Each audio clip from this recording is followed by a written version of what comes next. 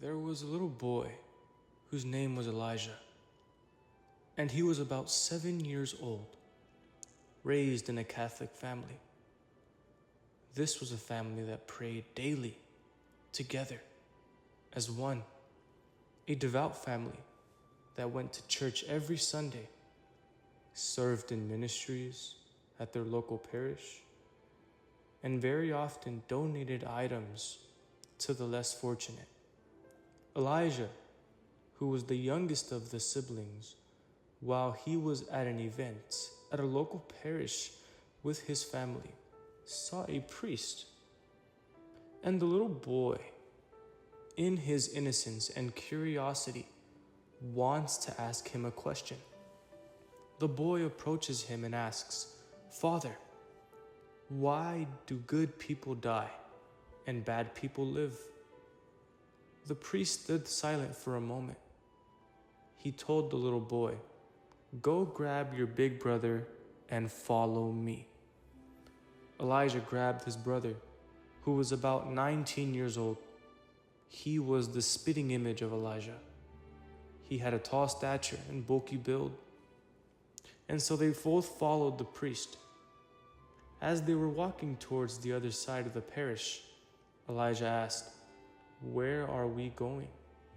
The priest responds, "You will see." The three approached the priest's rectory. Many have seen the rectory, but many have not seen what was behind it. The rectory was 2 stories high, with a nicely cut lawn in front. A big statue of Jesus was placed at the corner of the rectory. If you look at it long enough, you almost get afraid of looking at it, at least for a 7-year-old boy, that is. The priest leads the two to the back of the rectory, and to their utmost surprise, there was an absolutely abundant and magnificent flower garden. The garden was huge, filled with the most beautiful roses and flowers and all kinds of daisies that you could find. There were so many beautiful butterflies, and the garden looked like it had great life. The priest spoke up. He said, "Elijah, look around in the garden and bring me the most beautiful flower that you can find." But Elijah said, "But Father, they are all the same in beauty. How can I find the most beautiful flower?"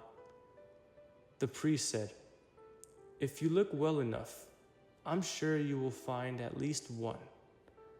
Elijah, in his excitement and energy, ran around the garden trying to find the most beautiful flower. He came across water lilies, tulips, dahlias flowers, you name it. He even saw some with colors that didn't seem real. Flowers with colors you didn't even know existed. The priest and the older brother watched from a distance as Elijah roamed and ran around looking for the most beautiful flower. It didn't take long before they noticed Elijah came to a complete and sudden halt. In the blink of an eye, the boy was standing there, just staring at the garden. But he was far enough so that no one could see what he was looking at. That was it. It appears Elijah has found the most beautiful flower in the whole garden. But Elijah was for some reason acting strange.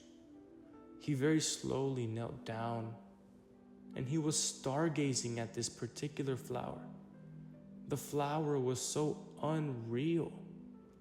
It looked like the flower petals were gold diamonds, and it almost seemed as if it had a bright, radiant light around it. Elijah very carefully took the flower and brought it to the priest. "Father, look, I found the most beautiful flower in the garden."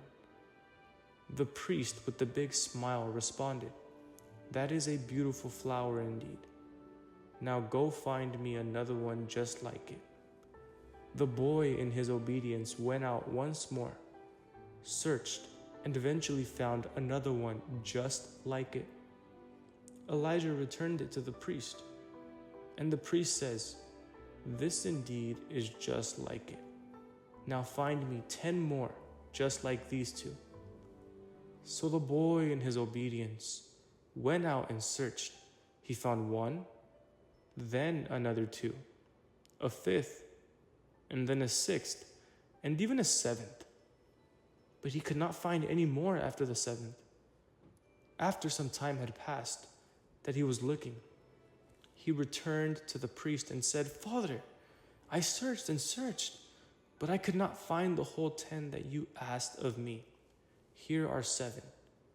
The priest asked him, "Elijah, why could you not find me just 3 more in a garden as big and rich as this?" Elijah said, "I did as you told me, and I searched, but could not find more quite yet. Maybe some more flowers will blossom like these in some time." The priest says, "It is because all the flowers in this garden are beautiful, but not all of them are as beautiful as the ones you found for me. The people that are pure, clean of heart, the people that please God, God takes them first from the world, because they are ready for Him and His kingdom.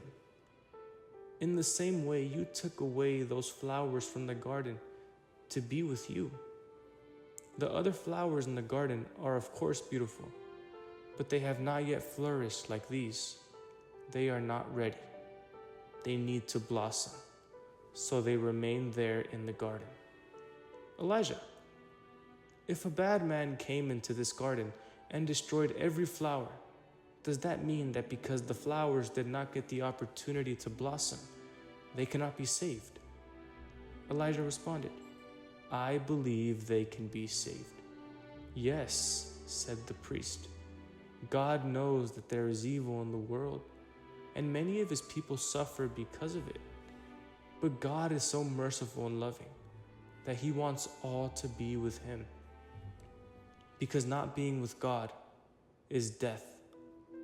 But God knows that they are not all ready to be with Him. They first need to blossom and let go of their attachments to the world. God does not always prevent them from being hurt, because He wants all to have the same mercy."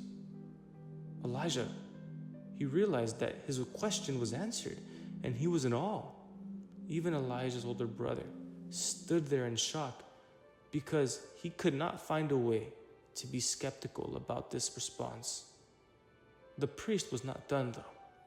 Finishing up his response, he says, "All good people are the beautiful flowers. All people ready for God's kingdom are the flourished and blossomed flowers. And the evildoer that would destroy the flower garden remains unharmed, because God chooses to give them more opportunities to turn to Him. Because God knows that eternity is in one place for each individual, but not all individuals will be in the same eternity." Elijah says, "But Father, what if the flowers that would get destroyed were never going to blossom like these?" He responds, "Child, this is why it matters that you love God and have faith in Him. Because if those flowers that could have been great were never going to flourish, then they never truly loved God or really wanted to be with Him. So God will put them in a place they would rather be. Elijah, you do not want to be in that place." Elijah, afraid of what he just heard, responded in a humbled tone, "I will never question God's plans, Father." The priest then turns to the boy's brother and says, "And what do you have to say about this?" He replied, "I will never again question God's plan."